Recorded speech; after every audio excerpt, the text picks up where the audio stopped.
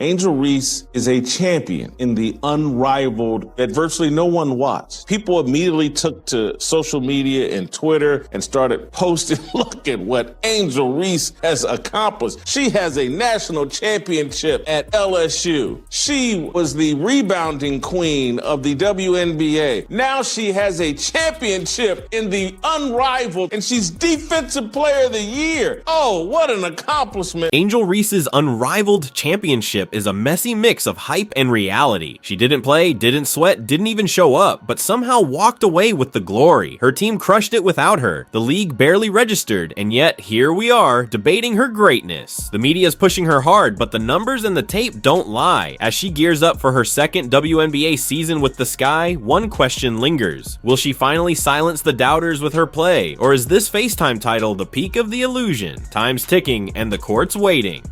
Angel Reese! 3-on-3? Let's get it! Hey, we back like we never left. Angel Reese in the post. Gonna work number 5. Shake and bake.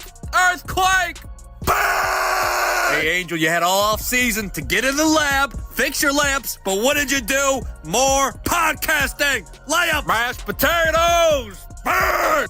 Rose BC took down Vinyl 62-54 in Miami, and the internet lost its mind. Angel Reese, the rebounding queen from LSU and the WNBA's Chicago Sky, had another trophy to flaunt. Her diehards flooded X with posts stacking this win next to her 2023 national championship, calling her a generational talent. ESPN and Sporting News jumped in, hyping it up like she'd just cemented her legacy. The 22-year-old forward was suddenly untouchable. Defensive Player of the Year, a champ again, the whole package, but something didn't add up. Angel Reese beating her ship. What y'all gonna say now? Now that I have this unrivaled championship that I didn't even think to attend. She went to LeBron James's youngest son's high school state championship game. If this championship mattered, she would show up. She can afford it. I had no idea that Angel Reese didn't even bother to show up. Did not show up to support her teammates. It was that unimportant, but yet took a victory lap that you won a championship? You got to be joking. So we have to. Here's the kicker. Reese didn't even play in the playoffs. Not a single minute. A nagging wrist injury sidelined her for the semifinal and the championship game. While her teammates were grinding it out, she was nowhere near the court. Instead, she FaceTimed into the post-game press conference, grinning like she'd just dropped a triple-double. Fans watching the stream caught her on the big screen, celebrating from afar, hundreds of miles away at LeBron James's son's high school state title game. Priorities, right? And that's when the cracks started to show.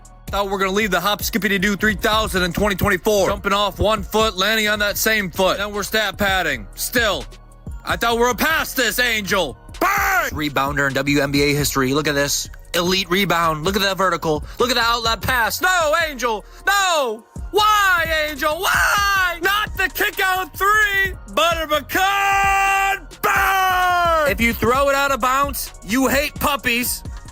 What? She a playmaker. She's a point queen. Point queen.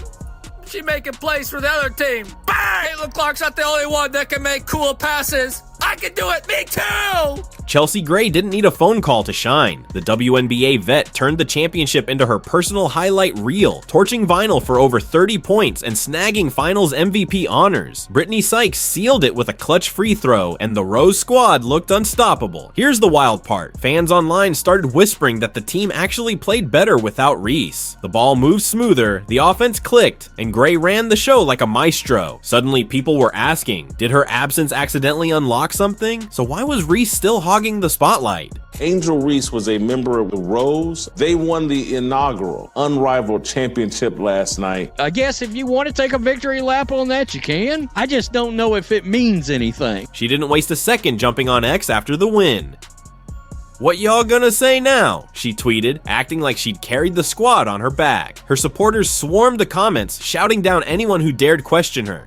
She's a winner, period. One fan fired off, but the critics weren't buying it. Jason Whitlock, never one to hold back, ripped into her, calling it a fake victory lap for a game she didn't touch. Others pointed out she'd spent the offseason podcasting and posing for brand deals instead of, say, fixing her shaky layups. It's not the first time she's dodged the hard questions. How important this championship was to Angel Reese. Angel Reese didn't even attend the game. She was not in the building last night. All of that was more important than being at the location, being with her teammates. Why is it just women's basketball where we see athletes acting like this? Let's talk about this unrivaled league for a minute. Pitched as a bold new twist on women's hoops. It's a 3-on-3 setup founded by Nafisa Collier and Brianna Stewart. Sounds cool, right? Except almost nobody watched. The viewership was so low it barely registered a blip, even with ESPN tossing out half-hearted promos. No Caitlin Clark, no Aja Wilson, no Kelsey Plum. Heck, even Sabrina Ionescu dipped out early. This wasn't the WNBA finals, it was more like a summer pickup game with better lighting. So why were outlets treating it like a crown jewel? And then there's the paycheck drama.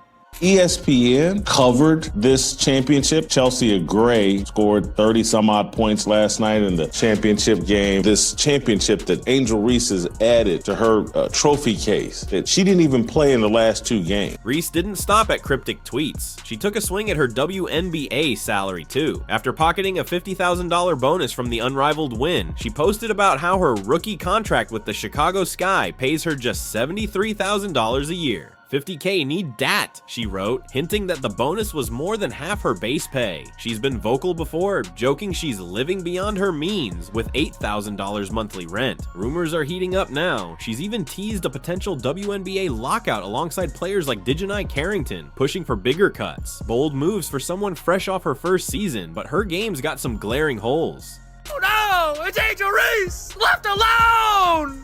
Bang! My money, and I want it now! Quarter 3 ball! Butter pecan! Burn! Y'all gonna disrespect me and not guard me? Well, hand down, man down. Burn! McDonald's handing out brand deals for this kind of bag work. I'll take a lot less. Help a brother out! Bang! Really only need 3,997 more threes to catch Steph. Bang! Dig into the stats, and the shine dims a bit. Sure, Reese led the WNBA in rebounds last year, 13.1 per game, a monster number. She owned the boards in Unrivaled too, averaging 12.1, but her scoring, just 13.6 points in the WNBA with a rough 39% field goal clip. Free throws, barely over 70%. She's a rebounding beast, no doubt, but the efficiency lags, and her playmaking's nowhere near elite. Stack her up against Caitlin Clark's jaw-dropping rookie year, or Aja Wilson's MVP dominance, and the gap's crystal clear. So why does the hype keep rolling?